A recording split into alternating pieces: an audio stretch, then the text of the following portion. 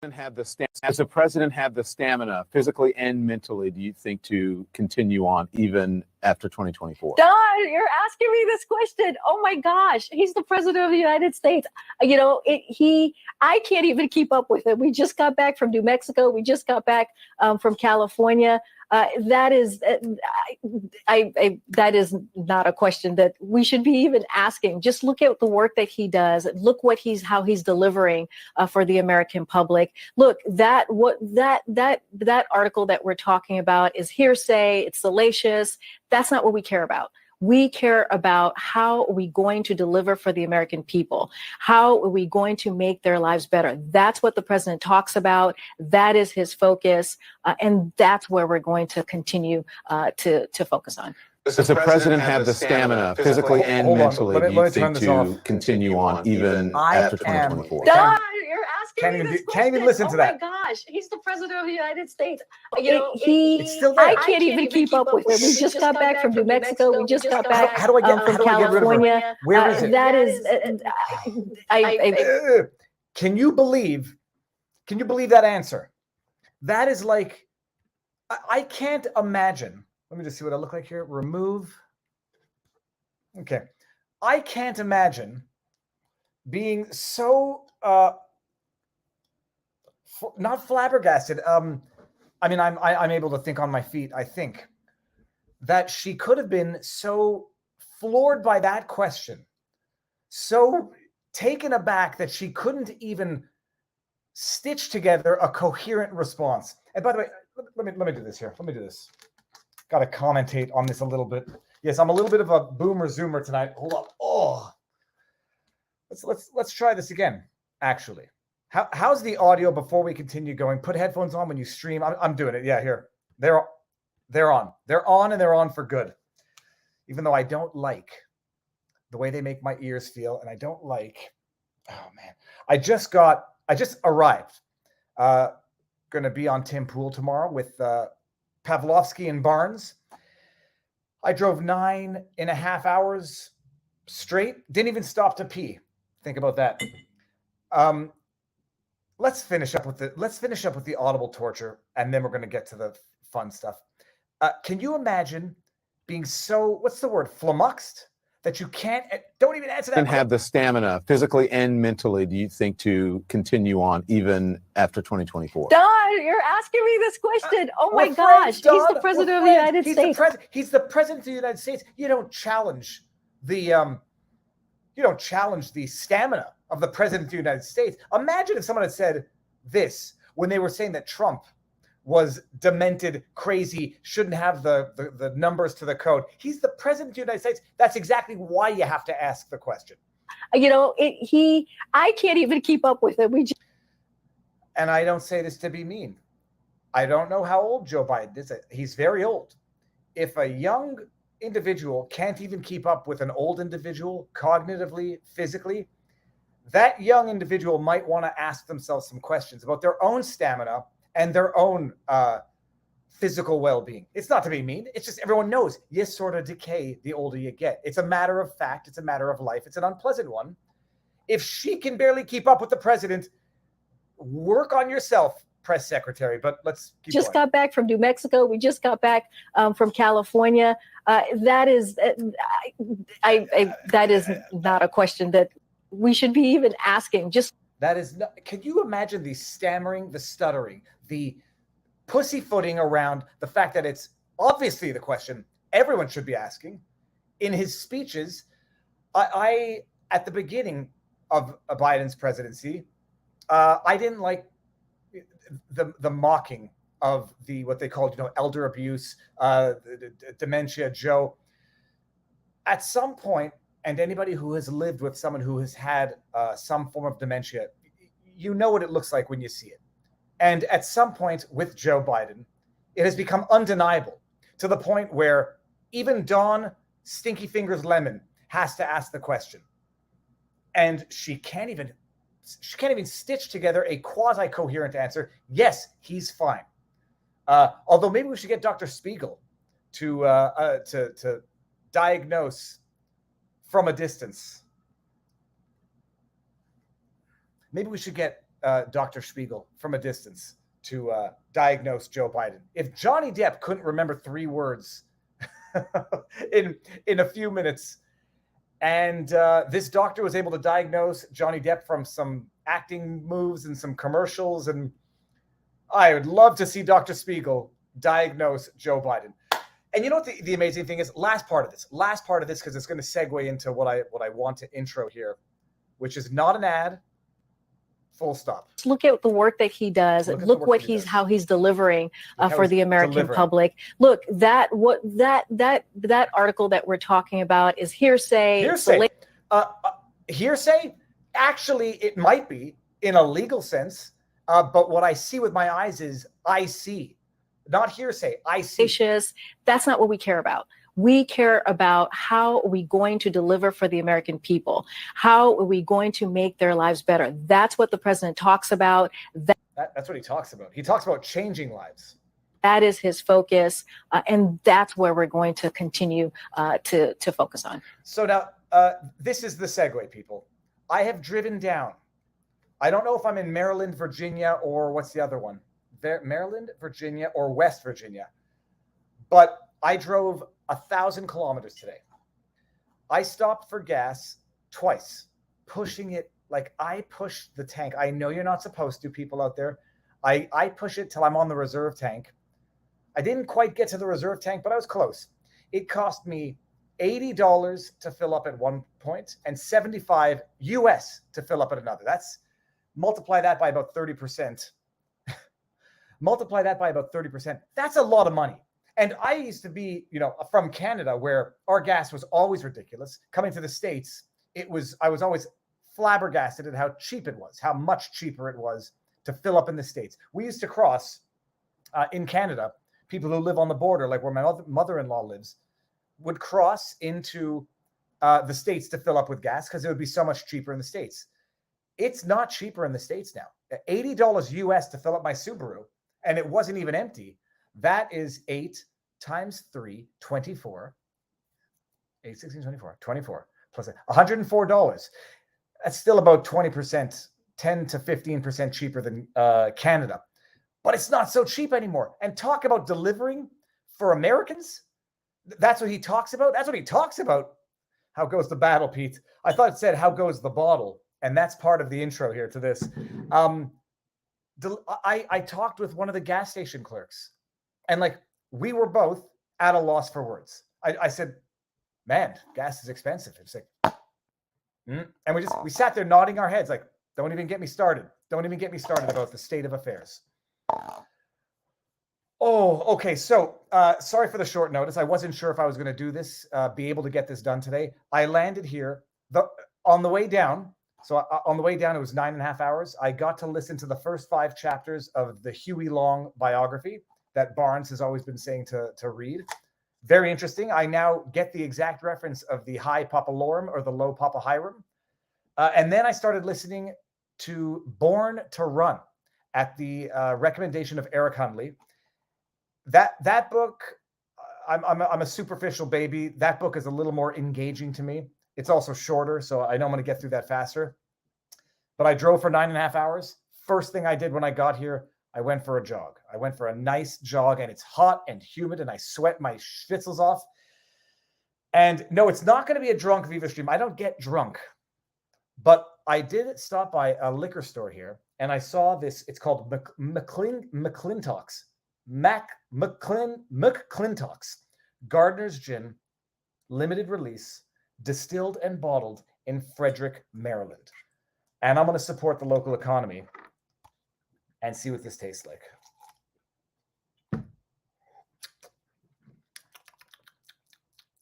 Delicious. Absolutely delicious. Floral, strong, lemony grass. All right. What's been going on with everybody in the house? I saw some super chats, so a good intro here. Mike Bruno in the house. Viva. My wife's boyfriend. Viva. My wife's boyfriend. Let me use the Wi-Fi tonight. Buckle up, baby. Okay, hold on a second. Do I understand that dynamic? My wife's boyfriend? Are you divorced, Mike, or not separated yet so that she's still your wife, but she's seeing someone else? Either way, enjoy the hi-fi Wi-Fi. I'm tethering off my phone because the hotel internet was not all that good. Shout out to Canadians Free Living, streaming James Top and Roman Live Sudbury. Amazing speeches. I hope it's okay to super chat this to share this info. Yes, so seize the day. I'm going to be in Ottawa live on Tuesday when James Top is going to be there. I'm also going to hopefully be able to organize an appearance with a lawyer who's representing some British Columbia healthcare workers to talk about their story. But shout out James Top as loud and proud as possible. I posted on my second channel, Viva Clips, the James Top montage video of his letter to Canadian MPs. James Top, I'm sorry, presuming everybody knows what I'm talking about. James Top is marching across Canada, canadamarches.ca. He's an ex-military. He's trolling me? Okay, well, I'm sorry. He's ex-military or a vet. Suffered consequences because of refusing to submit to a certain medical procedure. Is marching from the Terry Fox Monument in, I think it's in Vancouver, to Ottawa. He's been marching now for, months, thousands of kilometers. He's marched across the country. He's in Ontario now. At one point, he wrote a letter to Canadian MPs saying, meet me, talk to me. We've got to do the 3 R's. It's rectify, remedy, and repair. I forget what the 3 R's are. Basically, make sure that this doesn't happen again. And apparently 12 MPs have agreed to meet with him. And I think, unless I got the dates wrong, it's on Tuesday. So he's going to drive from where he's currently at walking to go to Ottawa for the meeting, then drive back and finish the walk. And I'm going to go there and live stream the interview. Viva, my wife's boyfriend is like a meme to make fun of the crazies. Well, dude, it's also possible he's not legally divorced yet and his wife is seeing someone else and has a boyfriend. I stand by my ignorance, which is my naivete. So James Top made a montage video reading his letter to members of parliament, and I posted it on my second channel. He asked me to post it. I didn't rip it or steal it. And it's on my second channel, Viva Clips. So go watch it if you haven't seen it. Where do we start tonight, people? We can start with the stuff in the States, but we are going to touch on Amber Heard. We're going to dabble into just a highlight of Amber Heard's interview with Savannah Guthrie. I'm not getting into like the full live time reaction of the full interview, but we're gonna touch on that. But the news coming out of Canada, it's easy to make fun of all of our respective governments, but what's coming out of Canada should shock everybody. First of all, let's just it was the day before yesterday. Justin Trudeau, after catching COVID, if it's not the third time, it's definitely the second time this year. I think it's his third time overall. The day after he tests positive for COVID, after gallivanting around in California and the United States, because he's vaccinated, so he can travel on planes and trains, but unvaccinated Canadians can't. With his luxury and because of the science, he's been doing that. Apparently, test positive for COVID. Apparently, flew back to Canada, and Eric Hunley says his premiere is on tonight at 9:00. Damn. Well, Eric might be angry. He tests positive a second time within 5 months. And then the day after they announced they're suspending the restrictions. They're suspending the suspension of our civil rights and liberties, or not ours, because I didn't get affected by it, but it's not going to prevent me from complaining about it. The day after he tests positive for COVID, for the second time this year,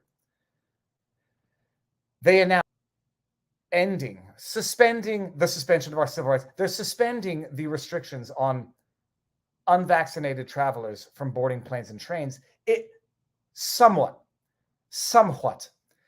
By the sounds of it, it sounds as though you can check out, but you can never leave type thing, like the Hotel Canadafornia. You can travel, but when you come back, you have to abide by the existing quarantine laws, which means if you're not vaccinated and you're 12 or over, upon your return to Canada, you have to quarantine for no less than 14 days. And if anybody thinks that I'm exaggerating about that, I'll just bring up what Omar Algebra said the other day.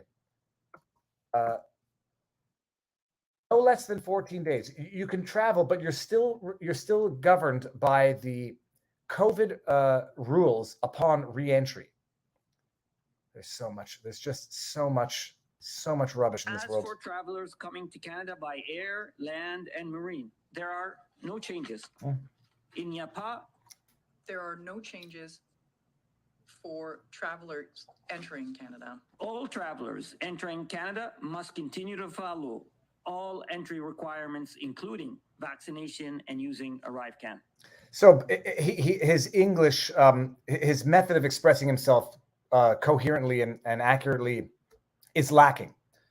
But what that means is that you don't have to be vaccinated to return to Canada. But if you're not, even if you test negative, you've got a quarantine for no less than 14 days. And when you download that ArriveCan app, you upload a picture of your passport, you upload your information, what your quarantine plan is, where you'll be staying. Will you be staying with high-risk individuals? The government calls you up, makes sure you're doing it. If you don't pick up your phone, they threaten to send someone over. So they're suspending the restrictions, except if you're one of those unvaccinated, dirty Canadian folk. When you leave and when you come back, you're locked up for 14 days. No less than 14 days. And if you go out in public, I think that's the under 12. Science, people. If you're under 12 and you go out in public, you need to wear a face mask if you're not vaccinated. Science. It's not public shaming. It's not coercion. It's not pressuring. It's not abuse to achieve a result. It's science. But, and now we're seeing there's talk about potentially bringing back the vaccine passport. Come fall. Was that the article that I was going to bring up? Let me see. There were two pieces of news. There were two pieces of news here. Yeah, the vaccine passport could be reintroduced. This is from Montreal Gazette. Oh, COVID-19 vaccine passports could be reintroduced this autumn, feds say. So as they temporarily suspend one violation of our fundamental civil rights and liberties, they just quietly. The transition would discard the concept of being fully vaccinated and replace it with up-to-date vaccination status. Appreciate this, people. Tell me if that air conditioner is too annoying. Appreciate what they're saying right now. A lot of people are saying it from a while back. Wait until fully vaccinated doesn't just mean 2 doses. It's going to mean boosted. It's going to mean double boosted. Despite the fact that, Trudeau, double vax, double boosted, whatever. They're saying it now. It's no longer going to be double vaccinated. It's going to be up to date. Are you up to date? Canadians just need to get a backbone and say enough. No, not now, not ever. Well, I'll tell you one thing. I don't anticipate ever being up to date with this. Period. Enough is enough. The question is going to be: is this the article? No, this is not the article. Why can't I find the article? What's my problem, people? But let's read through this. Okay, here we go. The federal government is ready to reinstate COVID-19 vaccine. The federal government is ready to reinstate usurping your fundamental rights and liberties. COVID-19 vaccine mandates this autumn should the epidemiological situation deteriorate federal health. What's the criteria for deterioration? 300 people in the hospitals, 300 people in the ICU in a province of 8 million. And this time, the mandatory minimum number of inoculations could be 3 or even 4 doses. I have an uncontrollable urge to swear right now, but I won't. But I want you to let telepathically, just imagine what I'm thinking. The key word today, I'll show you what this guy had to say. The key word today is transition, Duclos told reporters during a press conference to announce that vaccine passports would no longer be required for travelers and federal employees. The minister said that the transition would discard the concept of being fully vaccinated and replace it with up to date. I mean, because Trudeau ordered 600 million doses, maybe less. He's ordered 4 years worth of doses. He's already paid for them. He's got to find a good reason to use them. 2 doses are no longer sufficient to protect against infections and transmission. Well, apparently, if Justin Trudeau's double vaxxed and boosted, apparently neither is 3 or 4. And that, I mean, just imagine this, the gaslighting insanity. The same week Trudeau, who is double vaxxed, boosted, if not double boosted, tests COVID positive again, they say, not that they say it's necessary to prevent severe illness and hospitalization. They say 2 doses are no longer sufficient to protect against infection and transmission. Well, apparently 2+++ might not be either, as evidenced by our own prime minister of the country. And that's why we're making a transition. It's a transition. It's a deterioration. It's a retrogression. It's a what's the opposite of evolution? It's a devolution. Devil. They put the devil into devolution. To an up-to-date definition of vaccination, he said. An up-to-date vaccination status for the vast majority of Quebecers is a 3-dose vaccination. For some, hey, you know what? I will never be up to date. But thank you very much. I'll make my decision as to what risks I'm going to take and what I'm going to take my chances with. But look at this. Look at this. I mean, and it doesn't even matter. It doesn't matter anymore because science doesn't matter. To the people who say trust the science, it just doesn't matter. It just doesn't matter. Who's going to get that movie? Hold on. Who's going to get that? It just doesn't matter. It just doesn't matter. Let's see it. Let's see it. First person to get it. Movie reference. First one of the night. Sure, they're going to beat us. It just doesn't matter. Yes, there you go. Booyakasha. Ghost dog. Well done. That's it. That is it. I don't know. Can I get in trouble? I'm making a decision. I'm not going to be up to date. I've done it. Thank you. I will take my chances at this point. Up to date 3, even 4. Just tell me how many. Tell me. Just hook it to my veins. Maybe we should hold the burning of COVID passports as they did for the draft cards in the US. What are you going to do? Burn your phone?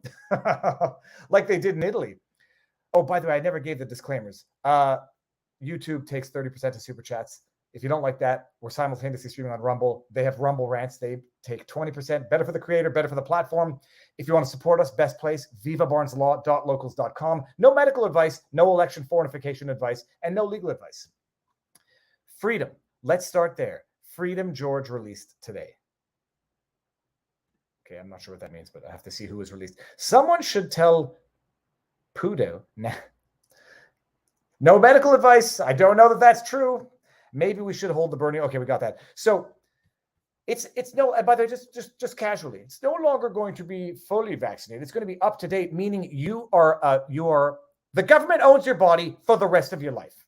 Because by the way, up to date is going to be, can you imagine, by the way, just imagine hypothetically, if they mandated by law the flu vaccine, do you think people might get a little angry about that?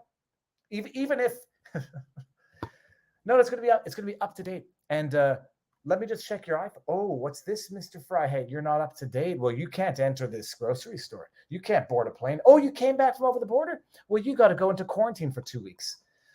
There's not a, did you cover Chief Justice Wagner's comments on the convoy? No, but I'm going to go look for it right now. Jesus, guys, I've been in a car all day. Viva, have you read Trump's statement? No, I've been in a car all day, but I did see a great montage of Trump predicting everything that has been occurring under Biden's presidency. We need prominent Canadians standing up as Naomi Wolf has in the U.S. A lot of noise from the right, but we need to hear it from all sides to really right these wrongs from the power brokers. Zoe, the problem is I don't even think it needs to be prominent Canadians. I think it just needs to be everyday Canadians. There are certain people who act as the tip of the spear, but it needs a popular revolt. It needs a populist opposition. And so far, everyone's okay. The funny thing is, we're getting to a point where I know old people who are not so cool with just endlessly jacking them up on anything. But hold on. I mean, as if that article is not enough to make your stomach puke. See, there's a light here, but it's not good. Okay, hold on. Lighting's pretty good. It's the dramatic lighting. No, this thing is stuck to the table. Okay, it's not going anywhere. That's the article. Just wait till you hear these people talk and like try not to get nauseated. Let me see here. Is it this one? Is it this one? No. Health Canada. Yeah, I believe it's this one. Okay, listen to this. Listen to this. Not Omar Algebra, the other guy, Duclos. We're seeing through data, we're seeing improvements over the last few weeks. Minister Duclos, can you tell me when exactly did Dr. Tam and the Public Health Agency first advise you that the government could relax these restrictions?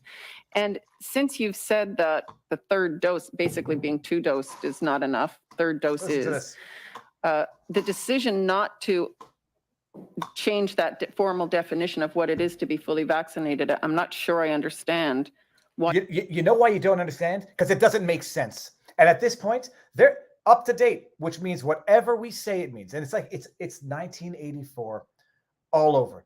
Mid-sentence, it went from fully vaxxed to up to date. And no one understood what it meant, but they just went along with it anyhow. And the crowd cheered. Yes, thank you for taking care of us, Justin Trudeau, with your second bout of COVID in the last 4 months, despite being up to date even by these standards. Why you don't actually change. But I'm sure it would have been worse had you not been up to date, because that's science right now. That's science and not blind faith. It would have been worse but for what I did, even though apparently everything I've done hasn't been working. But it would have been even worse not working had I not done what I did that didn't work in the first place. Change that now as opposed to wait until the fall or some other time. Okay, let me be, and I should let Dr. Tam obviously speak for herself, but Dr. Tam didn't advise us to drop a particular measure in particular. I don't want to pick too much on his hemming and hawing because he's clearly French mother tongue. So this might be linguistic challenges and not anything you can derive any sort of meaning from. But As openly, she said on Friday, she said that 2 doses don't work anymore. She also said to wear a face mask while having sex. When it comes to protecting against infection and transmission, doesn't work enough. Obviously, it's better than 0 dose, but not enough compared to what a Delta situation would have generated. Just remember what this guy is saying right now in respect of the video that I'm about to show after this. Just remember what he just said in respect of the Delta and the protection. And she also pointed to the fact that the issue is the waning immunity. If you get the 2 dose, the second dose now, you'll be protected the range of between 40 and 80% against infection, plus an additional protection against transmission. But that wanes over time. So after 6 to 7 months, it's around 20% or lower when it comes to protection against infection and transmission, and that's not enough. However, what she also said on Friday, and she has mentioned that a couple of times earlier, that if you get a 3rd dose, then that jumps up back to between 40 and 80% again.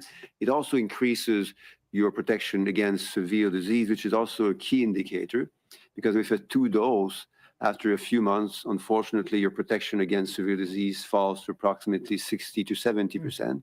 But if you get a 3rd dose, it goes up to 90%, which is a big impact. First of all, I will say it every single time. Dr. Tam is the same doctor who suggested that people wear face masks during sexual activity. The same Dr. Tam. We all remember what this guy just said? Let me see if he goes Effectively reduces by 2/3 your risk of being hospitalized when you have a 3rd dose as opposed to a 2nd dose. So she said all of those things. But he doesn't want to talk for her. But she said all those things, and she's not there to answer for herself. The woman who said wear a face mask when having sex to prevent the spread of COVID. Very clearly on Friday, but she had mentioned those things earlier as well. And obviously, she communicated those facts with us over time. Now, we are meeting very regularly. I don't care about that. Just remember what he just said about weaning effectiveness and the 3rd dose. What did he say, chat? I don't want to mislead. What did he say about increasing protection with a 3rd dose? We all heard it. And again, I'm not playing doctor. At least not when I'm in a hotel without my wife. What did he say about the third dose and increasing protection? What did he say? Waning protection. Okay. I'm not on mute. What did he say? And let me just refresh other people's memories of what other people who might know. Again, I make no comment. I'm not a doctor. I'm an idiot. I'm a nobody. I'm a hypochondriac lawyer yelling at a little eye on his computer in a hotel room in Maryland, Virginia, or West Virginia. I don't even know. I'm not saying anything, but I do recall a certain CEO of a certain pharmaceutical company saying this. And we know that the two doses of the vaccine offer very limited protection, if any. The 3 doses with a booster, they offer reasonable protection against hospitalization and deaths. Against deaths, I think very good. And less protection against infection. Now, we are working on a new version of our vaccine, the 1.1, let me put it that way, that will cover Omicron as well. And of course, we are waiting to have the final results. The vaccine will be ready in March. Who did that? And we know that the 2 doses of the vaccine offer very limited protection, if any. The 3 doses with a booster, they offer reasonable protection. Can you imagine? I mean, he's saying this. I'm not even sure how to make sense of it anymore. It offers very little protection, if any. This is from Albert Bourla, the CEO of Pfizer's own mouth. So, like, I'd love to trust the science, but what's the science? Ministère Duclos statements or the CEO of Pfizer statements? Tell me what the science is. Or is it just whatever I say because I am the science? Viva, what am I doing here? I'm going to be on Timcast tomorrow night. Exclusive interview with Chris Pavlovsky, CEO of Rumble, and Robert Barnes. My man, we're going to hang out. We're going to meet for the second time in our lives. So you have one guy saying it jacks up your resistance to 90% for Delta. I don't know why he's talking about Delta now, because we're not on Delta anymore, at least last time I checked. Then you got the CEO himself, very little protection, if any. And I'm not a doctor, and I'm not coming to any conclusions, except for the fact that you both can't be right. You know, there's an old biblical story. These guys go to the town rabbi and they say, they're having a fight. Oh, I'm going to screw everything up. I'll get the punchline right. They're having a fight. Mr. Orange says, I don't know. He stole my goat and he owes me the money. And then Mr. B says, no, I didn't. And then the rabbi says, you're right. And then Mr. Black says, no, he gave me the goat and it died on my property, so it's mine. And then the rabbi says, you're right. And then the witness says, well, they can't both be right. And the rabbi says, you're right too. Maybe like we're listening to two people saying diametrically opposite things, and they're both saying trust the science. And this is the issue. This is, by the way, the issue that I have with YouTube, is that their medical misinformation caveat says you can't say anything that is contradicted by the WHO. And my typical response is the WHO when? The WHO when? Is it the WHO when they were saying face masks are not necessary, don't wear them? Or is it the WHO when they say face masks are mandatory? Was it the WHO when they said it's surface transmission? Or was it the WHO when it said it's not? When is it? Or is it just an ever-evolving, whatever we say, we are the science at this point in time, and what we say now is the science, and that's how it works. Yeah. Very limited protection, if any. Can you imagine them saying that? I mean, it's 2, 3, 4, 5. Oh, we were just at 2, 3, 4, 5 viewers. That satisfies a certain part of my obsessive compulsive personality. Just play one more time. I cannot get enough of listening to Albert Bourla. We're just going to go like this. Here. And we know that the two doses of the vaccine offer very limited protection, if any. And we know that the two doses of the vaccine offer very limited protection, if any. The three doses with a booster, they offer reasonable protection against hospitalization. What the hell is reasonable protection?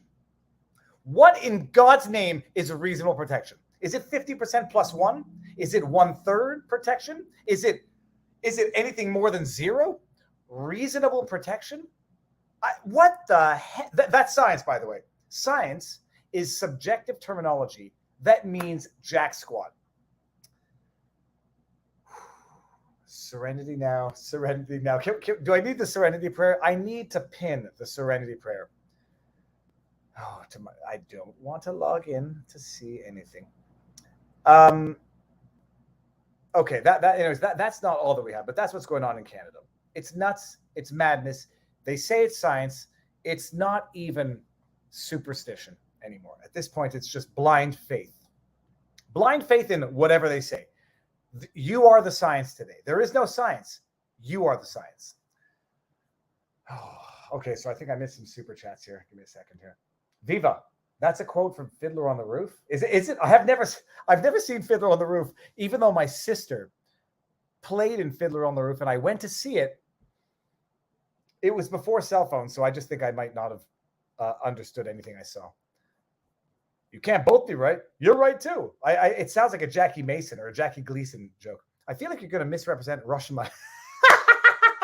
STFU. For anybody who STFU, man, you've been around the channel for a long time. I get flack every time I try to summarize what Rashomon was about. I still think I'm right, STF. So I'm right. Rashomon were a bunch of people who saw the same incident and all recalled it differently. Of course, I haven't seen the movie since I was 12, and I didn't like it at the time because black and white, back in the day when you're a little baby, not fun. No one understood. Yeah, no one understood fully vaxxed. So it's okay, I guess. Yep. No, you're not up to date. All right, like we're sticking the plug. Up to date. You can go outside today. Your children can play soccer today. They're up to date on. Have you seen how in China their QR code Vax passport is being changed to red from green if they show up to protest at the banks that are withholding depository? I did hear these stories today, but I mean, I heard it en diagonale, as we say in French.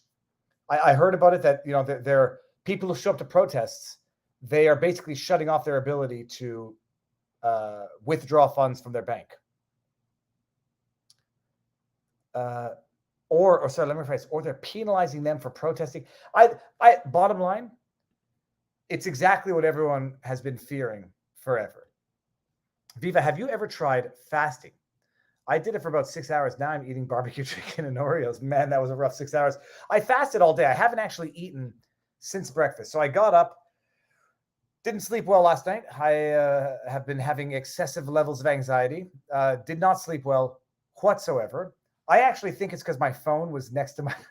I felt like for a second in Better Call Saul, his brother, I forget what his brother's name is, the guy with the electricity thing. I had my cell phone for the first time in a long time on the stand by my bed, and I slept exceedingly badly. My heart was pounding, and I blamed the phone. But I got in the car at 9 o'clock after dumping my kid off at school, trying to soften the blow of not being there for the next 2 days. I ate breakfast in the car and then drove from 9 o'clock to 6 o'clock straight. I fasted in between breakfast, and I haven't eaten dinner yet, but I'm going to go. I think I see a McDonald's. Yeah, McDonald's. Viva, don't forget the indentured servitude clause of the Emergencies Act, where they forced tow companies to either tow protesters or lose their business licenses and get jailed. I'm not sure of that offhand, so if this is inaccurate, don't judge me for it. I remember hearing something about that. I won't forget about the fact that they created an exemption for Indigenous Canadians to protest Indigenous clauses. And I never understood why it was in there in the first place. because you had this Emergencies Act which said protesting it's unlawful now. You stop and go home unless it's for an indigenous cause. And everyone's like, what the heck is up with this exception? I didn't really understand it at the time, but in hearing Tamara Litch's bail hearing, I understood it, because Trudeau literally, I guess so he wouldn't be too politically incorrect, created an exemption in his unlawful, unconstitutional Declaration of Emergencies Act.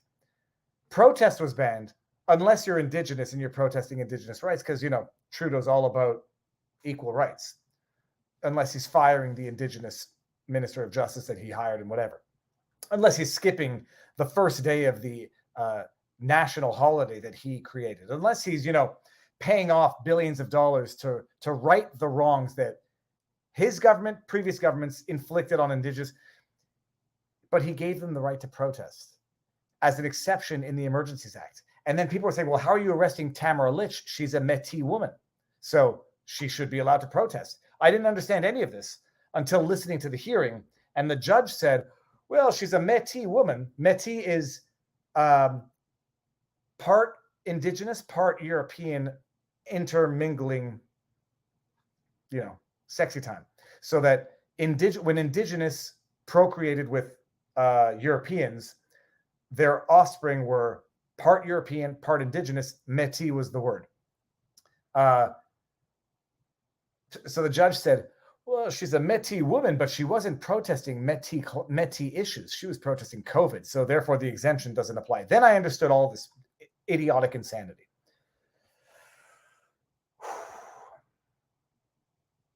Indigenous clause is the worst Christmas mascot. I don't know. Could be good. Could be good. But yeah, so that was that. It's an amazing thing. Like I was having an exchange with my father, like watching the world around you basically burn. And at some point in time, no man is an island unto themselves. At some point in time, being comfortable and counting your blessings is no good when so many people are suffering. It's no good. And it's not being fortunate is, I don't know what it's worth when so many people are suffering. Oh, okay. I know I can't read this.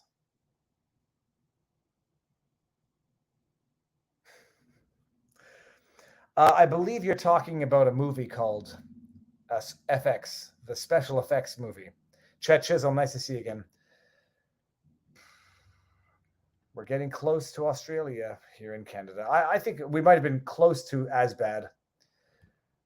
Do you listen to metal? May I suggest Sabaton to start with? It's a history lesson. And I don't listen to metal. I listen to punk rock, Blink, Oasis. I've been listening to Sigur Rós because in as much as punk rock might be an orgasm for my ears, Sigur Rós is a purification of my soul. When I listen to some of those songs, I wish I could close my eyes for long enough and process it spiritually, but Sigur Rós is enough. It's like a spiritual cleansing. And I'd rather have a spiritual cleansing than an auditory orgasm. Krista, but thank you for the super chat. Okay. That's not all we have on for the evening, people. Let's get to some American stuff. Shall we? Hold on. We did that. We did that. We did this. No, you don't. Just for the fun of it. Yeah. I'm going to crack my knuckles. If you don't like it, block your ears. Oh, and elbows. Oh, yeah. And back. Oh, that was good. Other side? Okay. And no, I'm not going to do the neck. Amber Heard. I know people out there do not like the fact that I still feel pity on those who do not even know that they are pitiful. I still feel bad for Jussie Smollett, but when he marched out of court with his fist to the air and said, F you to the court, I lost my pity for Jussie Smollett, but I still, everyone is capable of redemption. But the severity of their violations is directly correlative to the amount of time it takes for redemption.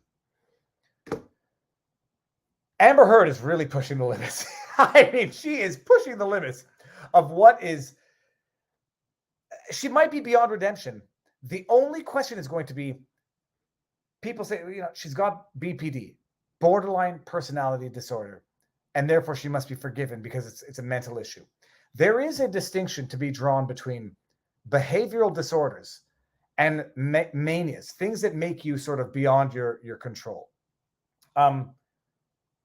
I think of clusters of personality disorders like obsessive compulsive disorder. It's not something that compromises your ability to understand right from wrong.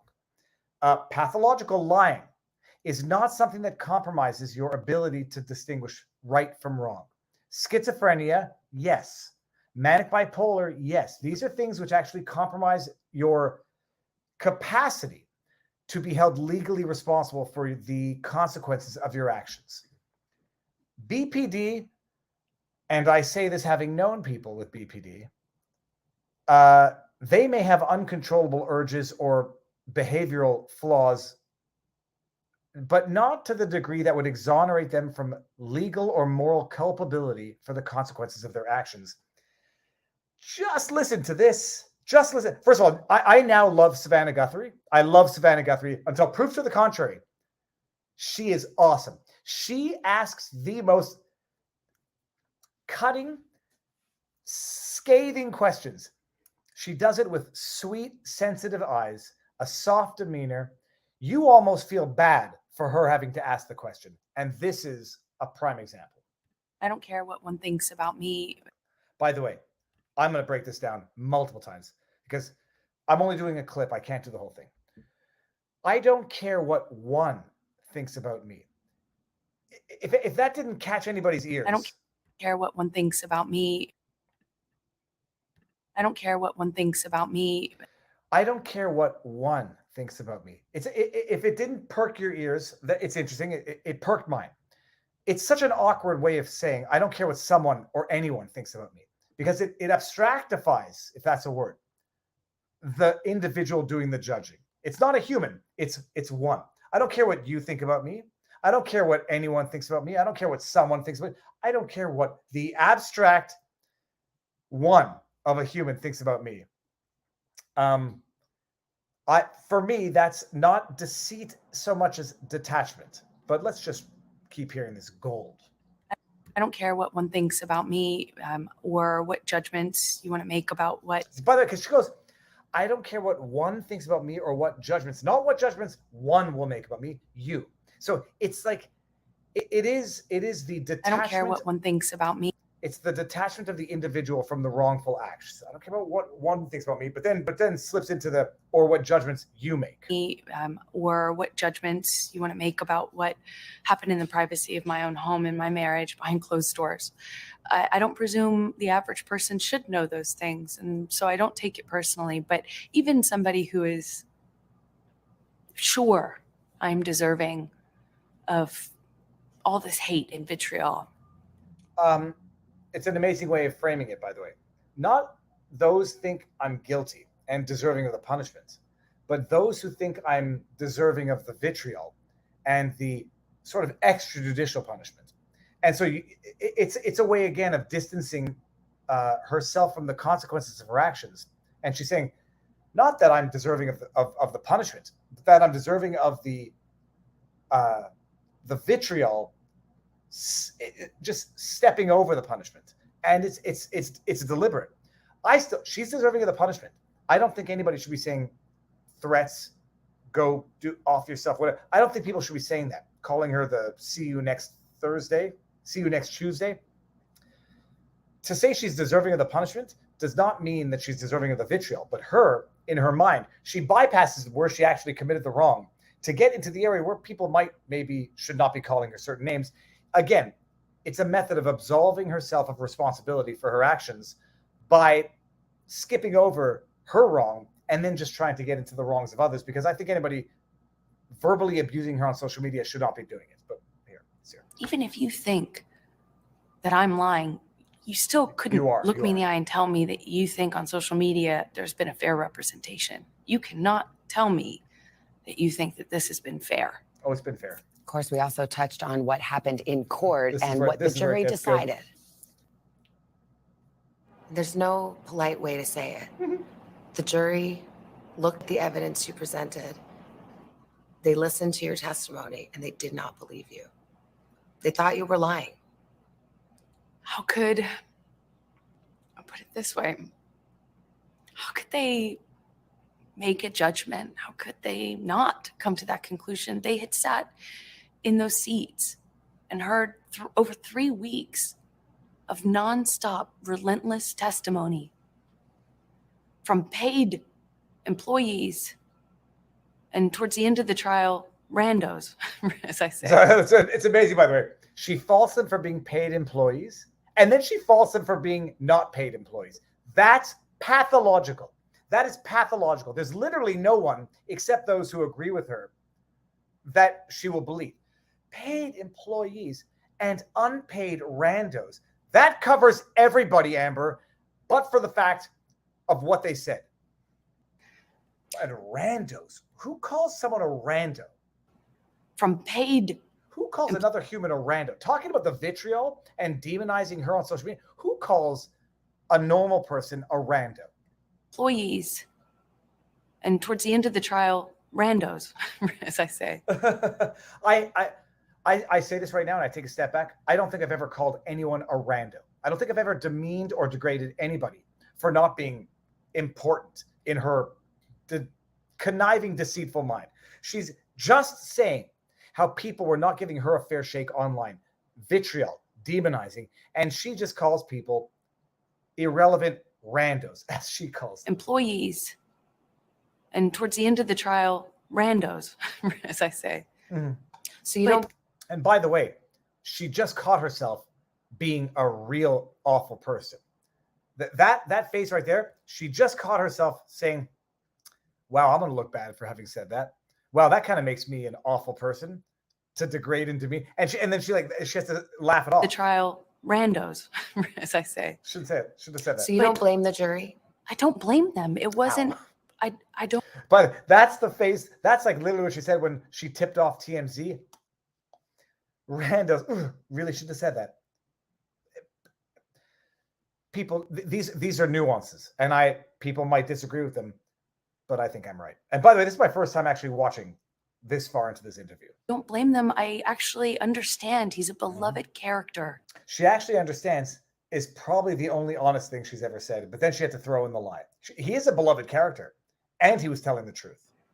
And people feel they know him. He's a fantastic actor. Their job is to not be dazzled by that. Their job is to look at the facts and the evidence. And they did not believe your testimony or your evidence.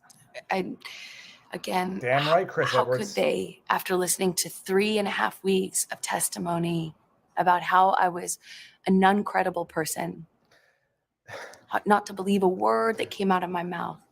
They heard your mouth. They didn't believe. We're going to have more of our exclusive interview with Amber Heard first on Today, tomorrow, and Wednesday. I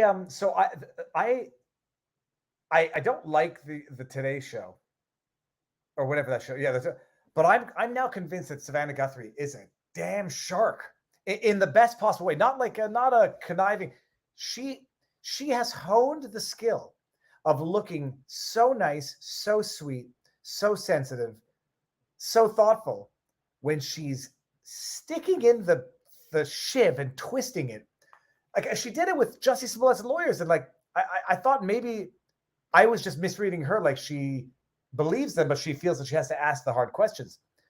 Oh, hold on. This lighting now just got a little bad here. That's a little better. Okay. Let me see this. Oh, she didn't feel like it made her look bad. 100% guarantee. A narcissist doesn't recognize their faults. They have none. But no, but I'm telling you now, I'm thoroughly convinced Savannah Guthrie is damn good at what she does in these thorny, hot topic issues. Hot topics.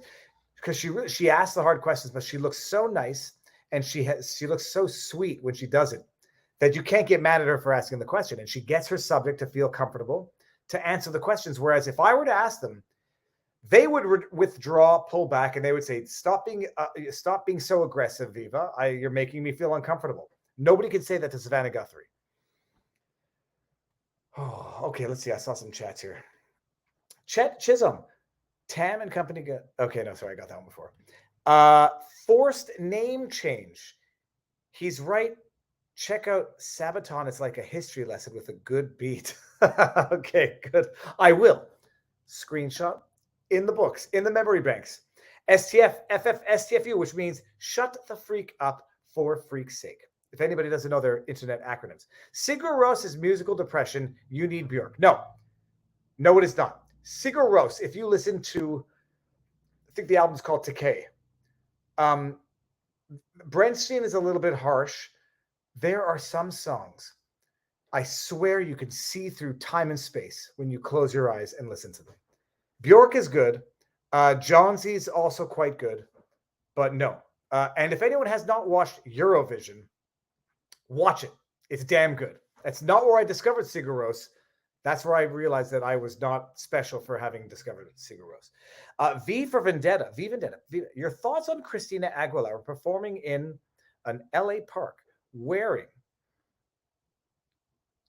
and stroking a strap-on? One second, please.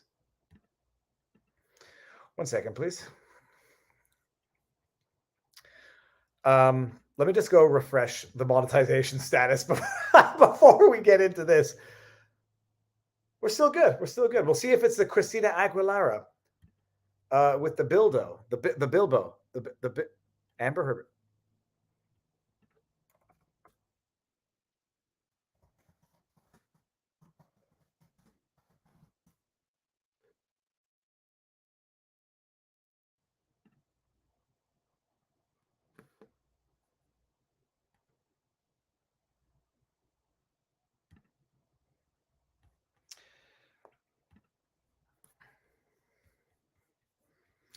I'm sorry.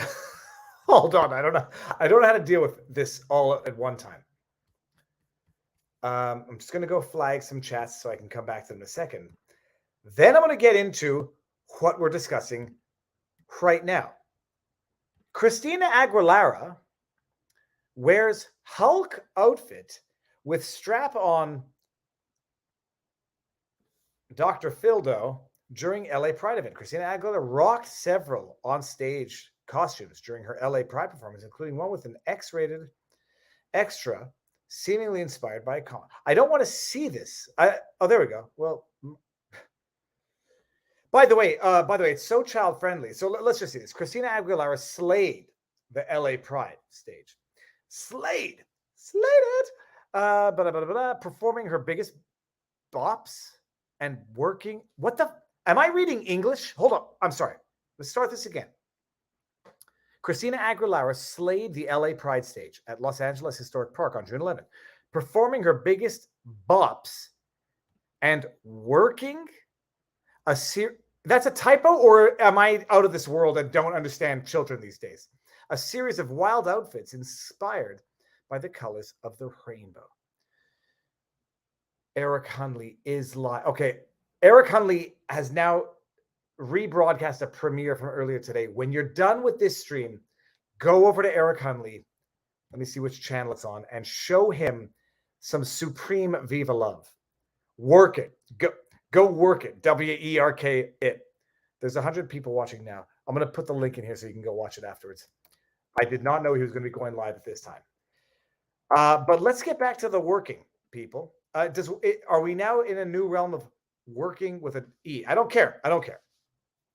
In the biggest OMG moment of the night, that means, oh my goodness, the 41-year-old pop star sent fans into a frenzy when she came up with a Hulk-like ensemble.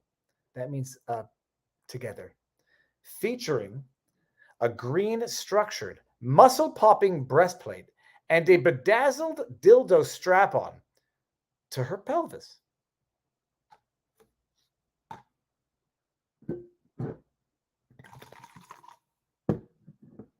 Let's keep going here. While rocking the X-rated getup, Christina teamed up with Kim Petras, and the two performed the Queer Icons hit. I don't know what the heck I'm reading. Who are they referring to as queer? Kim Petras? Or the name of the band? Okay, so hold on a second. Let me just see. Children.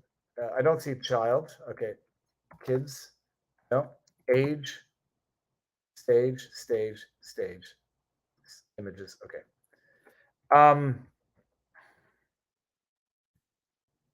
Christina Aguilera will Stop receive it, the stop it. first ever. I don't want that. Sorry. I don't want to strike on this. So, dude, you know what? It's a great cover up because it was research, people, and all those other dirty things in my search history. Research. Oh my good God. So what do I think about that? This is how you make people. This is how you make people politically angry. And this is how you get people to drop off supporting of a cause that they hitherto otherwise supported. If there are kids in there, if there are kids there, and you've got a Hulk-like character with a strap-on dildo, I mean, what? And by the way, it's so kid-friendly that in the article they had to bleep out the ding-dong from the thingy thing and work. WERK. Am I an idiot? What does that mean? And who are they referring to as queer? And what does queer even mean? There was the that video on Twitter from Savannah Says that apparently got banned or removed from Twitter. I've realized I don't even know what queer means anymore. I don't know what any of these words mean. Surely it is not me that's out of touch. It's the children, though. Okay, this lighting is getting sharper and sharper. So what do I think of that? It reaffirms the problems that parents have with this movement as it has currently been hijacked, co-opted, or transformed. There is nothing wrong. I may upset some people in my own. I don't think I will. I don't think I will upset anybody who is a true Viva Fry fan. There's nothing wrong with being gay. There's nothing wrong with being lesbian. There's nothing wrong with being trans. Full stop. Where there become issues, there's nothing wrong with heterosexual sex. There's nothing wrong with people's sexual preferences. Where it becomes a problem, even if it's heterosexual individuals telling children about their preferred sexual positions, their preferred orientations, that's where it becomes wrong. These discussions are for adults, for major people, fully vaccinated, as we say in French. These are personal decisions. There's nobody's business but their own, and no one should judge them for it. Where it becomes an issue, if they had a straight pride parade and they had graphic images of straight sex for children's consumption, I'd have a problem with it. It has nothing to do with the gender orientation of the event. It has to do with gearing it towards viewership of children when they shouldn't be viewing this stuff. Straight, gay, queer, whatever you want to call it, it's not for children. Period. And anybody who brings their kid, I won't interfere with a parent's right to taint their children. I know that some people might look at me and say, I watch movies with my kids, which are too violent, inappropriate comedy, whatever. I watch Harold and Kumar with my oldest. Classic. I don't care what anyone says. Harold and Kumar Escape from Guantanamo Bay is better than Harold and Kumar Go to White Castle. But I can appreciate, parents anybody who wants to look at individual parents say, you shouldn't let your kids watch those movies. Fine. I appreciate it. And I understand that I open myself to that discussion by talking about it publicly. But the idea that I should say, well, I think I'm going to go out and get other people's kids to watch Reservoir Dogs, that's a problem. Watch it. Good for you. You have your preferred sexual positions as a heterosexual. Good for you. You start coming to my kids and saying, let's have a straight pride month, and we're going to talk about the best sexual positions for heterosexual adults. I got a problem. Period. Strolling on stage at a show where kids are going to be with a strap-on, let me just see if we're still good here. Strap-on dildo, that's a phallus. We're still good. Because I get dildo's not politically perverse. But you come up with a strap-on dildo, we got problems. Like Christina Aguilera, you're not babysitting my kid. Maybe you could babysit my kids. I don't know. You might be good enough. But no Hulk costumes with dildos if you're babysitting my kids. So what do I think about it? The issue with a lot of these things there, the issue is not the underlying identity orientation issues. The issue is the improper exposing of it to children. And so no one will ever call me whatever. If I had a heterosexual school teacher talking to my kids about their preferred sexual positions or sexual practices or sexual habits, I'd have a big problem with that. I'd have a problem with that. And we'll leave it there. Okay. Oh, Law and Lumber in the house, everybody. Law and Lumber. He's not the newest addition to the LawTube family, but he's certainly one of the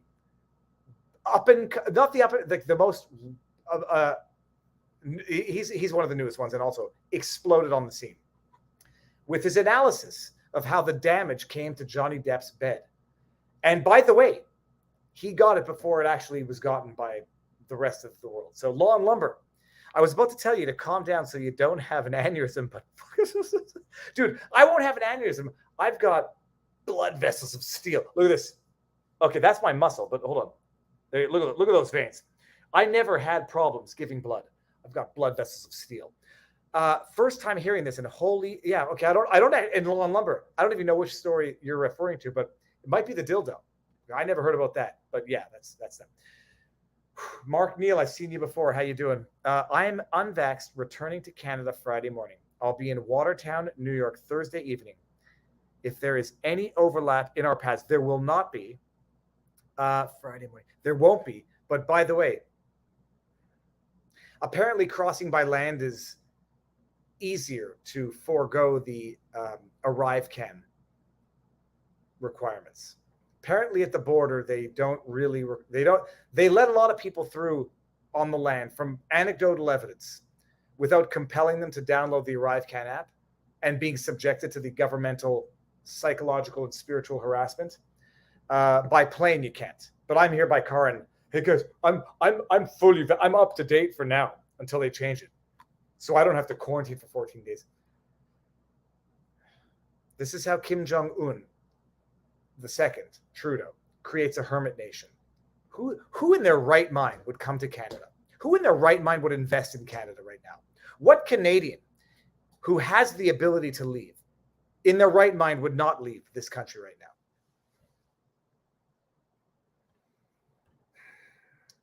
Great Montreal ska band. I know the Planet Smashers. I didn't know they were from Montreal. Although I will take issue with you, Chet.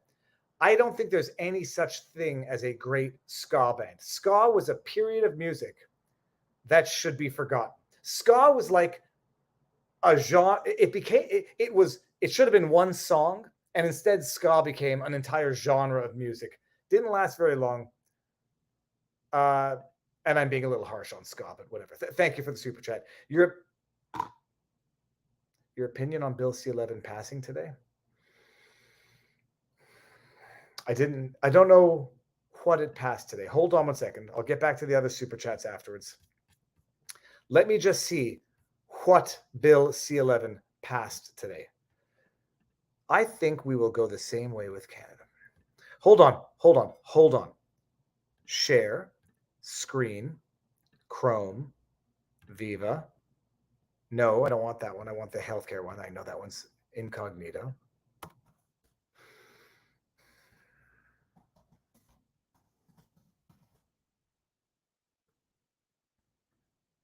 You'll see a rage in real time.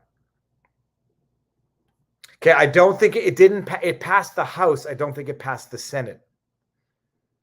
Okay, fine. So hold on. 3 days, 2 days, 21 hours ago, 4 weeks, 5 days, 7 minutes. Okay, so here.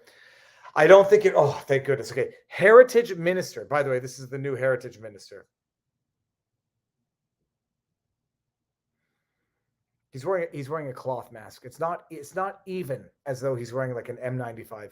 He's double vax. He's up to date, and he's still wearing a cloth mask, no less. By the way, the lady in the back, she'll take her mask down to drink her Starbucks, and she's drinking at Starbucks.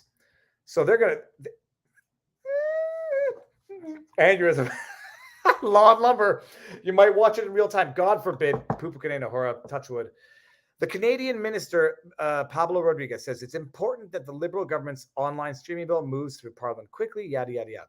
The House of Commons committee sat into the early hours of Wednesday morning voting on the dozens of amendments, yada, yada, yada. So if it passed, by the way, if it passed, and I'm not sure from this article, I thought it had passed. It has only passed the House of Commons. Only. That's halfway there, I think, or maybe a third of the way there. Mr. Rodriguez said Wednesday he'd like to see the bill passed into law as soon as possible. The House will likely vote to send the bill to the Senate in the next few days, but Mr. Rodriguez has said he does not expect the Senate to rubber stamp the bill. Okay, good. So I'm just going to shut that down. Panic can be averted for a day or two. So the way it works is you have the House of Commons who will vote on the bill. It's sort of like in the States. I believe they're called the House of the Senate in the States as well. So it'll go through the House. The House are all elected officials. And if they vote it through, it'll pass. And it probably will pass the Senate because of the unholy alliance between this. I had to actually really have to just bite my tongue. Between Justin Trudeau, who I do not like, and the Jagmeet Singh, who I exceedingly do not like. I don't know which one I don't like more between the two. I think Jagmeet Singh is more dangerous than Justin because Justin is open about his deviousness and deceitfulness, and Jagmeet Singh is supporting Justin Trudeau. So because of their unholy alliance, they can pass things through the House of Commons because of the coalition between the Bloc, NDP, and the Liberals, the Conservatives and the Conservatives. Who else is there? Oh, the Green and the Marxists, whatever. The Conservatives are the only opposition, and they're probably going to vote against it. But it will get through the House. It goes to the Senate.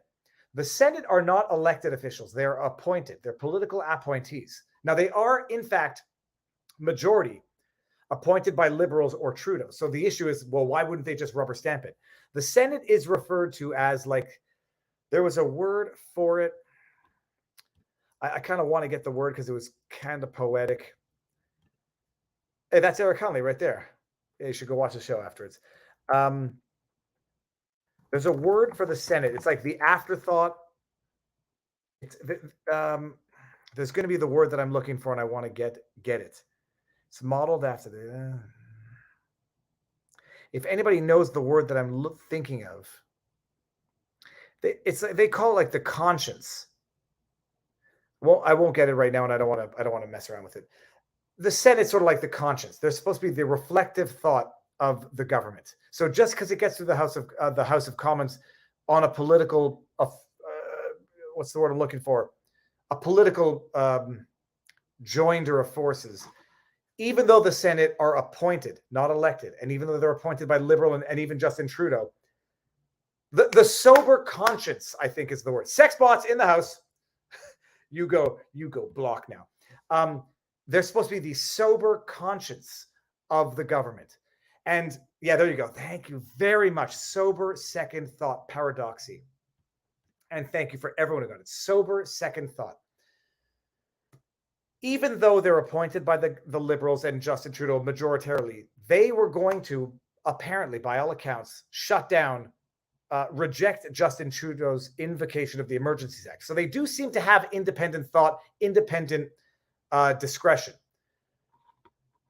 So my hope is that they shut this absolute rubbish. I was going to say communist, and I don't know that there's another word. Dictatorial, authoritarian, totalitarian piece of legislation down. This piece of legislation is garbage. It is disguised censorship and thinly disguised censorship. Law and Lumber, paraphrasing our framers, the Senate is the cool, wet blanket to the fire of the House. This is good. I mean, that's exactly what it is in Canada. The sober second thought. I like Law and Lumber. Lumber. We should do a live stream one of these days. Okay. Yes. Done. Screenshotted. Yes. The cool, wet blankets to the fire of the House. The sober second thought. I think they should send it back because it's excessive. It's over the top. And I don't know that there's anybody except for the Liberals and Bell Canada and CBC and Radio-Canada and the legacy media that have all been failing on their own foibles who want this to come into play, because this is nothing more than a crutch to prop up legacy media because they cannot succeed on their own merits. So, so the first are drunk. Okay, I get it. The sober second thought. They're politically drunk. They are politically drunk on their own power, and they feel the need to cater their political decisions to what they think are the whimsical preferences of their constituents. So they never really vote no. They just choose to debate the bill ad infinitum. Yeah, but that's what they do. Now, the risk, by the way, because they didn't actually, the House, sorry, no, this got by the Bill C-10. The predecessor to Bill C-11 got through the House. It never got through the Senate before an election was called, and the end of that legislative cycle was therefore terminated. The bill was, as we call, dead, and it died in that legislative session. Now the problem is the Senate has 3 years, in theory, to debate this ad infinitum. Given the unholy, immoral, unconscionable alliance between the New Democrat Party, the Party of the People, the scum of the political earth, their affiliation with the Liberals, they can stave off a federal election for 4 years. So from 2021 to 2025. So there's a lot of time for them to debate this ad infinitum and pass it. If this passes, it's the end of freedom of the internet in Canada, period. It's the end of independent thought in Canada, period. I'm going to see if I...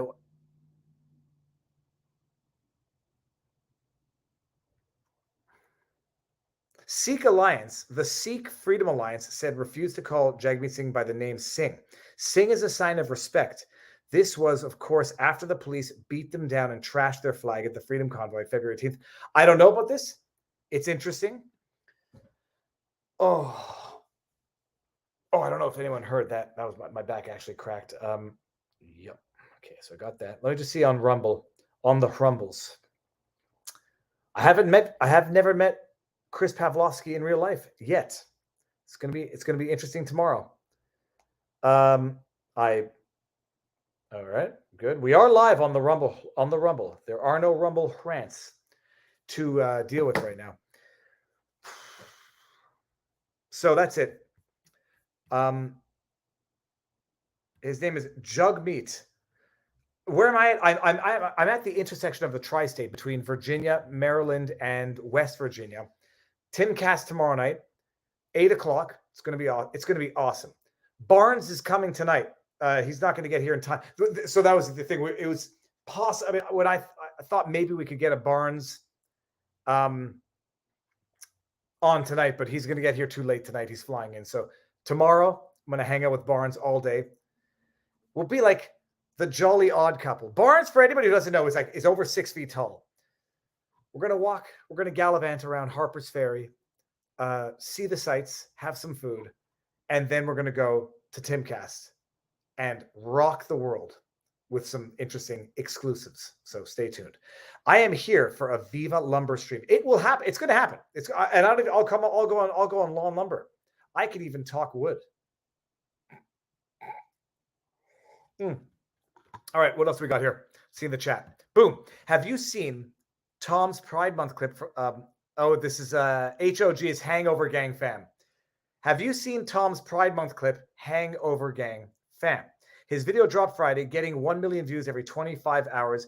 Any truth tellers want to challenge 42 USC 1983. Hold on. What is 42 USC 1983? That is deprivation of civil rights, I think. Let me see if I know this offhand. Deprivation. 42 USC. Oh, cripe.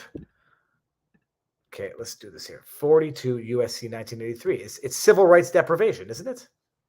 Here, Let's see. I'm telling you, I'm going to pass the bar in one of these days. 42 USC 1983. 42 USC 1983. Civil rights. Yeah, dude, I'm telling you, I can pass the bar. I can pass the bar in one state. Okay. I don't get the reference, but at least I got the reference. Booyakasha. Okay. The song Scars. It's a great song. Look, I love Tom McDonald. I love Tom McDonald. And I'm not ashamed to admit it. All right, what do we got here? Greg Channa says Turning Point USA posted Christina Aguilera pictures. I don't care to see them. And I'm not a prude. I don't care about dildos. Do whatever you want. But when did this become acceptable? Christina Aguilera is not a Marilyn Manson either. And that's no judgment on the lawsuit side. It's like when I went to I'm trying to think of a concert I went to. I went to Smashing Pumpkins, but even then, you knew the music had some interesting lyrics, but you didn't expect it wasn't like going to a Rage Against the Machine type concert. Christina Aguilera, you don't expect her to strut out with a flipping that. You are out of touch, and don't call me Shirley. That is Simpsons and Airplane in one super tweet, mega tweet, whatever those things are, super chat. Viva, it's not a bad thing that you don't know. Well, now I do know it. It might be a bad thing that I do know now. To understand, read James Lindsay's cynical theories. At least read the chapter on queer theory. They believe that queering children equals activism. Well, I know that I know a little bit about James Lindsay to know that people are going to write off his observations as partisan or politically motivated or politically on one side of the aisle. I'll check into it. Paraphrasing our framers, the Senate is a cool wet blanket. Yes, sorry, Bob. Okay, so that's it. Anyways, we'll see. Let me see. I have some more stuff I think I have some more stuff in the backdrop. I can't even talk wood anytime, my friend. I can even talk wood. Yes. Back in the day, people, they used to be made out of wood. Imagine the splinters there.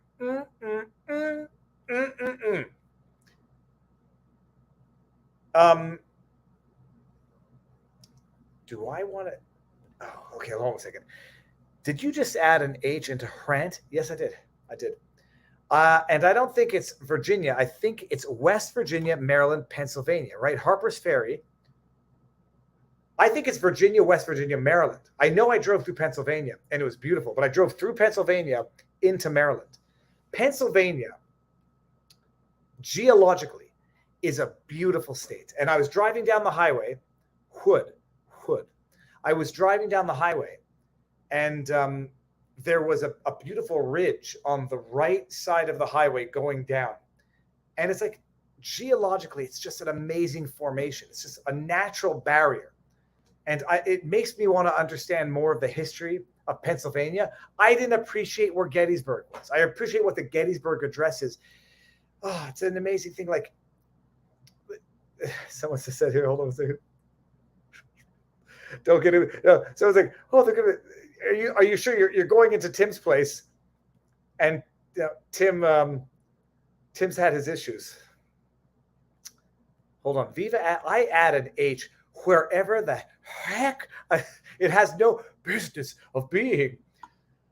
No, but Pennsylvania is a beautiful state geographically. It's just politically they ruin everything. They ruin everything. Okay, hold on. Let me just make sure I didn't forget anything here in the backdrop. It's 9:30. I have a feeling the restaurants are going to be closed here, but we'll see if I can't find. So vaccine passports could be reintroduced. Got that. Go back to Twitter for 1 second because I know there are a few things. Oh, there's so many. Oh, if it weren't for Twitter, I'd remember nothing. So my brother, by the way, Lion Advocacy. So let me see something about it. What's he at in terms of subs? 1,200 followers on Twitter.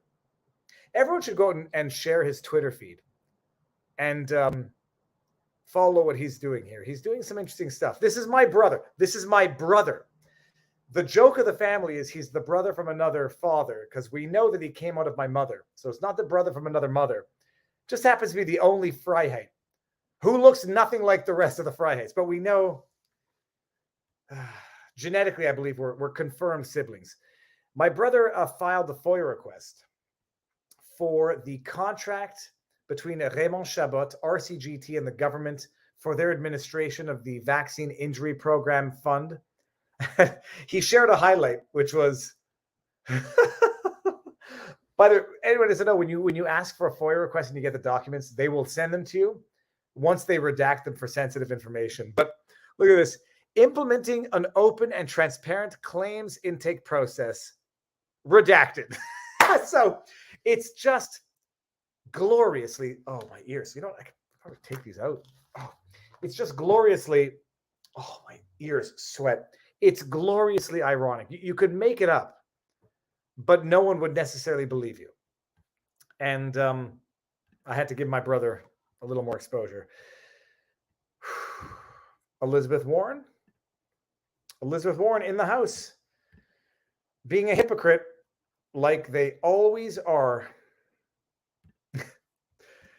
The vaccine passports have been revoked. Indeed, indubitably.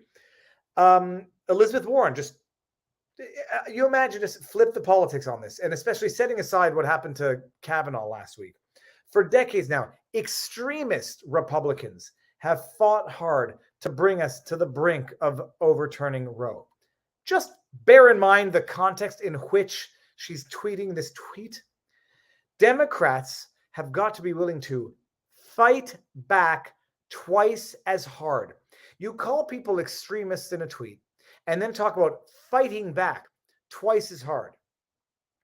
Where when Trump said you got to fight like hell peacefully, impeachment. Now, I know you can't impeach senators, but surely there must be another sanction similar for the offenses that they have persecuted and prosecuted others for. But that's Elizabeth Warren.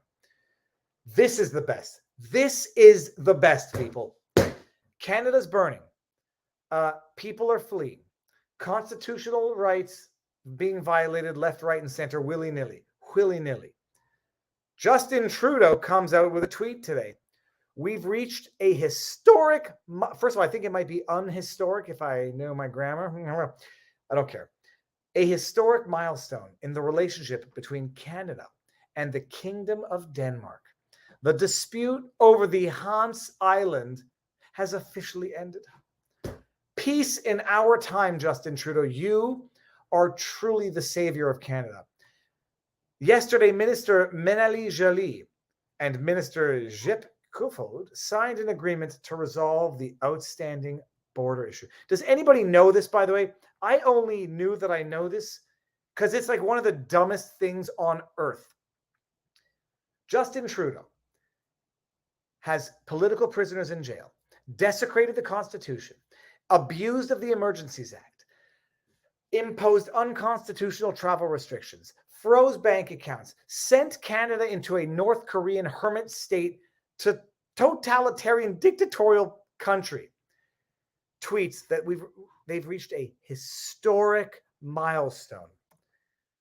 Nobody, I think some of you are going to know what this is. This is a disputed island. It's this. It's a rock in the north, and there's been a dispute over its boundaries. It's actually kind of funny, just from an idiotic perspective.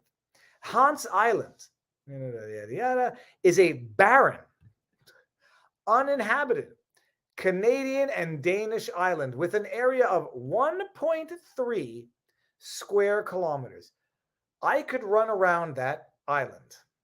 Gosh darn, it looks so freaking cool, though. I could run around that island in 9 minutes. Yada, yada, yada. In the center of the straits, blah, blah, blah, yada, yada, yada. Okay. The island has likely been part of Inuit hunting grounds since the 14th century. It was claimed by both Canada and Denmark on behalf of Greenland's home rule government until June 14, 2022. The historic agreement over this 1 square kilometer rock. When everything else, inflation through the roof, gas prices through the roof, housing crisis, opioid overdoses, self-harming among children, constitutional violations. Trudeau, Historic. He will go down in history as having resolved the dispute, the boundary dispute of a rock, 1.3 kilometers in area. It's actually phenomenally cool that this is, geologically speaking, that how that got formed is amazing. Oh, you're not looking at the same thing I am. Sorry, hold on one second. Sorry here. How that got formed is absolutely stunningly amazing for anybody who's interested in geology and like, you know, fossils like me. So people, don't worry about everything that's going on in Canada. Justin Trudeau, historic land dispute of the rock. I mean, it would be funny if it weren't so damn tragic. It's so worth all of our civil rights. Praise the Lord. By the way, and now the unvaccinated can travel to it, and you can see it. But if you go to, I don't know what the resolution of the dispute was, but if you cross over to the Danish side, when you come back, you got to go in quarantine for 14 days. Science, people, science. I don't think it's a volcano. So I don't think it's a volcano cap. I suspect it must have been like. Hold on, let's just see if we can get back there. Sorry, I just did this. I think based on the layering, let's just see something here. It's a Hans Island, man. So you see the sedentary layering. So this either has to be the result of erosion through receding, what's the word I'm looking for? Glaciers. Or if I had to guess, like, okay, there's only one way to find out. How was Hans Island formed? Yes, let's see Hans Island. Hans Island formed. Oh, that's cormed. Formed.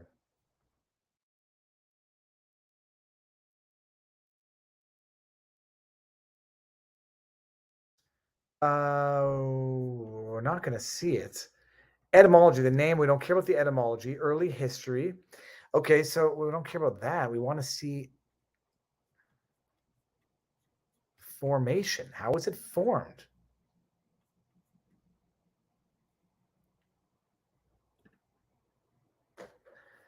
That doesn't tell us anything. I want to know how it was formed.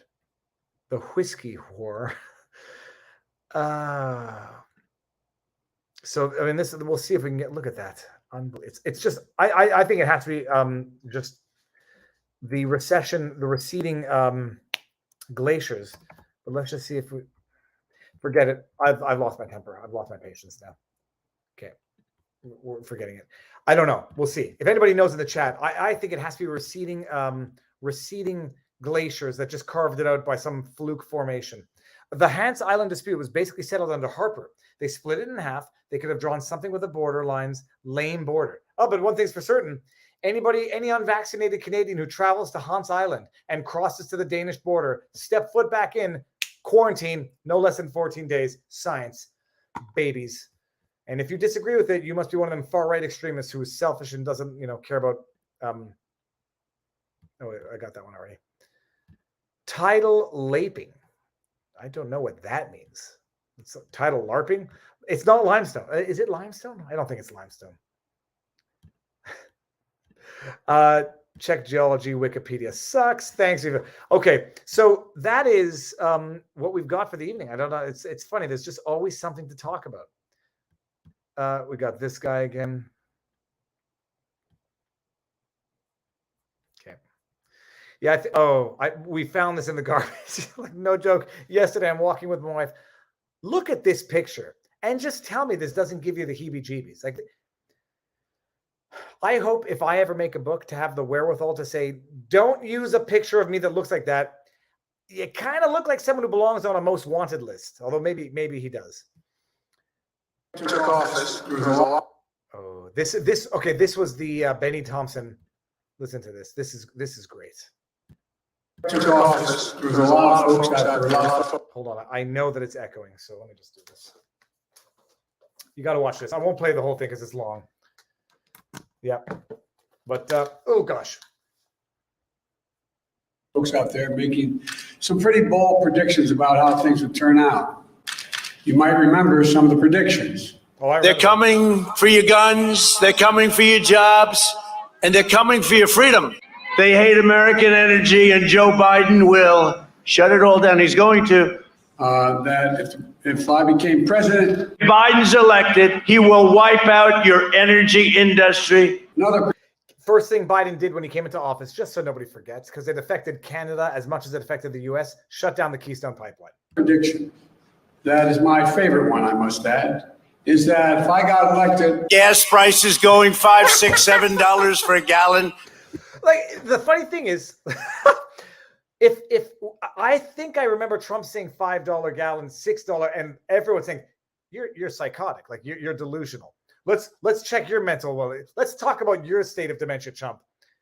And we're there. We're there so much so that as I drove through, I filled up for the first time in not Albany, not Plattsburgh. Anyway, speechless. Small town America, speechless at what they're living through. Flood your communities with criminal aliens, drugs, and crime while they live behind beautiful gated compounds.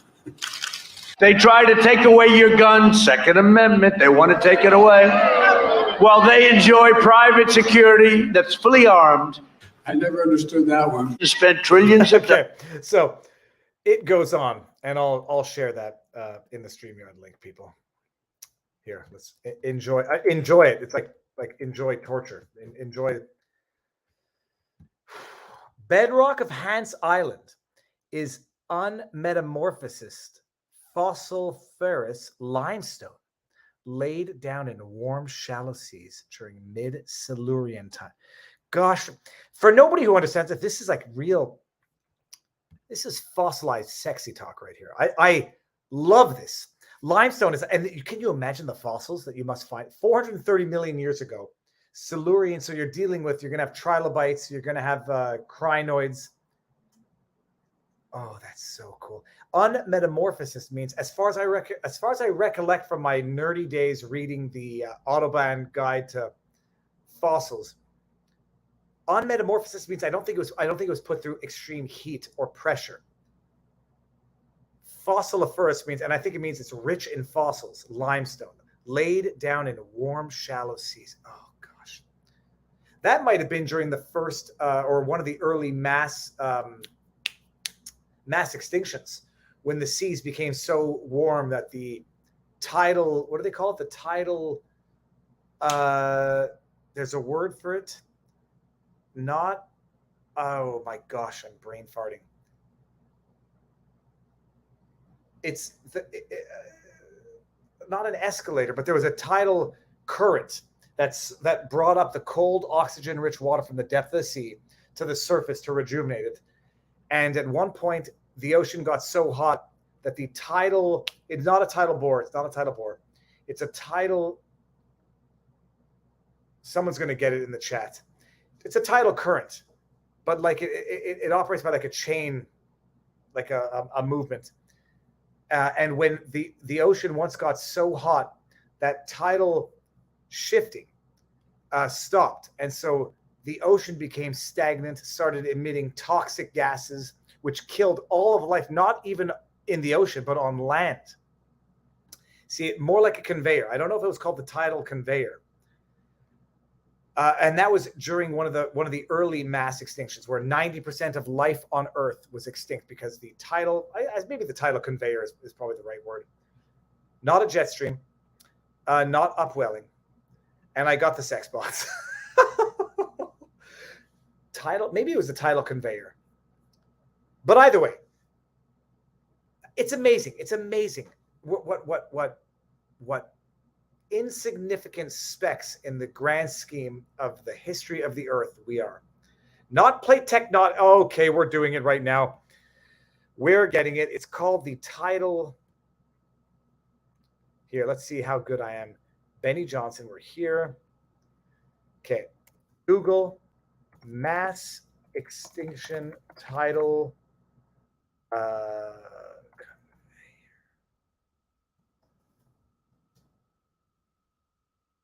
it was a tidal belt. I guess it was a tidal belt. Here, the global conveyor belts current. Okay, let's just see if we go to mass extinction tidal belt stopped.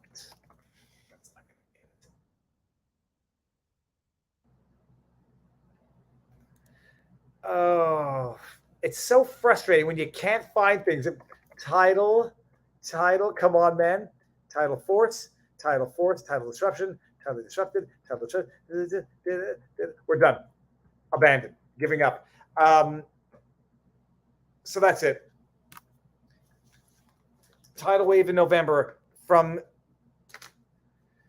I'm not a political person in that it's tidal red wave in November. We're going to see what happens in November 2022 at the midterms. There has to be change. I have a sneaking suspicion we're going to see the change faster in the States than in Canada. And I have a sneaking suspicion that we're possibly never going to see it in Canada, because if Justin Trudeau gets what he wants, it's going to be impossible to see the change that we need to see. You know, it's not a lot of Americans focus on the Second Amendment thing. I focus on the First Amendment. When they come in and they want to censor and suppress internet, that you don't need to flip votes on machines when you can influence them from the ground up with media by censoring, demonizing, and suppressing opposing voices. And if Bill C-11 passes, that's what's going to happen. Okay, I think I got everything, people, and I'm going to go to McDonald's. I'm going to go to McDonald's. It's terrible. It's terrible. I'm going to get something healthy. What can I get at a healthy McDonald's? So, people, stay tuned. Tomorrow live, tomorrow night. I'm going to probably try to go live at some point tomorrow with Barnes in real time together. Like maybe we'll hold hands and walk down Harper's Ferry together. And I'm like, what's that? Lemazel, something like that, Incorporated. I'm picturing like a 1970s sitcom, The Odd Couple. Me and Barnes and I. Barnes and me, we are The Odd Couple. So I'll see if there's any restaurants open, but this was worth it to do this now. And thank you for spending the evening with me. When I travel, I'm traveling alone. I don't have my wife or my kids or my dogs. I feel naked spiritually. I feel alone spiritually. Laverne and Shirley, yes, that's what it is. That's exactly what I was saying. And I've never seen it. I only know how the Family Guy made fun of Laverne and Shirley. Look at this smart chat that we have here. So I don't travel well alone. I don't like it. I don't like having experiences that I don't share with my family. I was going to bring the dog down. Marion cannot get Pudge to pee. I have the tickle of magic. I'm just going to read you one. I'm going to read you my instructions to Marion. You've got to tickle the area where you can feel the hardness of her bladder. Then time your squeeze with a pulse action at her bladder. The trick is just getting her started. Hold her up from the back legs with your 3 fingers in her stomach behind her rib cage. Tickle. And then when she contracts, get it out. My wife can't do it. I can do it. I have the magic touch of getting that paralyzed puggle to fully evacuate her bladder.